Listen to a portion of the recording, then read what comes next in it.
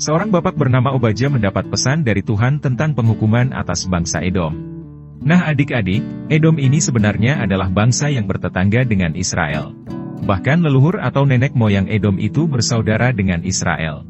Masih ingat cerita Esau dan Yakub? Ya. Yakub adalah leluhur dari bangsa Israel, sedangkan Esau adalah leluhur bangsa Edom. Jadi mereka bersaudara. Nah adik-adik, kenapa bangsa Edom ini dihukum oleh Tuhan?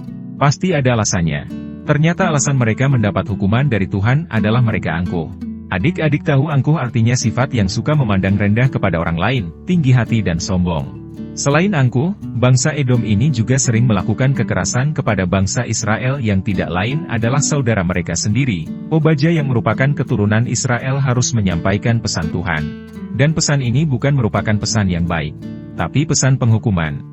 Ini merupakan hal yang berat untuk dilakukan, tapi karena ini adalah firman Tuhan, maka Obaja tetap melakukan apa yang diperintahkan oleh Tuhan.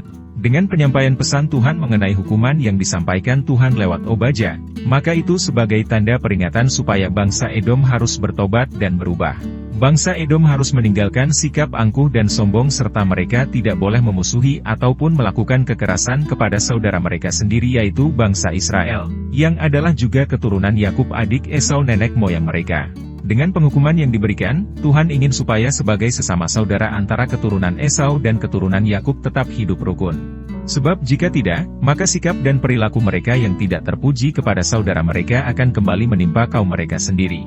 Permusuhan tidak dikehendaki oleh Tuhan. Permusuhan hanya akan mendatangkan penghukuman dan kerugian pada diri sendiri maupun orang lain, apalagi dalam bersaudara.